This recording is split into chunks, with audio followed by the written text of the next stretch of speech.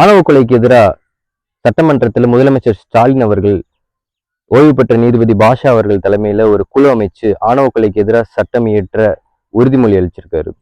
இந்த ஆணையம் சட்ட வல்லுநர்கள், சமூக ஆர்வலர்கள், பாதிக்கப்பட்ட குடும்பம், ஆணவ கொலைக்கு எதிராக சட்டம் இயற்ற கோரி போராடிய அமைப்புகள், இவங்க எல்லார்ட்டையுமே கருத்து கேட்டு ரொம்ப நடுநிலையா இதை சீக்கிரமா செயல்பாட்டு கொண்டு வரணும். 2019 ராஜஸ்தான்ல இதுக்கான தனி சட்டம் நிறைவேற்றிட்டாங்க. இந்தியாவிலே ராஜஸ்தான்ல மட்டும்தான் ஆணவ கொலைக்காக தனி சட்டம் நிறைவேற்றப்பட்டு இருக்கு.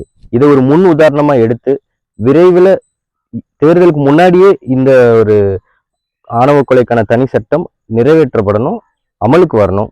அப்படி வந்தா மட்டும்தான் இந்த பிரச்சனைகள்ல இருந்து தீர்வு காண முடியும். 2011 சென்னை உயர்நீதிமன்ற முன்னாள் நீதிபதி எம் மருதமுத்து அவர்கள் தலைமையில பஞ்சமி நில மீட்பு குழு தனியா அமைச்சாங்க. இப்ப வரையும் பஞ்சமி நிலம் மீட்கப்பட்டிருக்கா அப்படின்னா கண்டிப்பா கிடையாது. இந்த மாதிரி கண் துடைப்புக்காக ஒரு குழு அமைச்சு அதை கிடப்புல போடாம இந்த ஆணவ கொலைக்கான சட்டத்தை கண்டிப்பா இந்த குழு நிறைவேற்றியே ஆகணும். அதுக்கான தேவை இப்ப ரொம்பவே அதிகமா இருக்கு.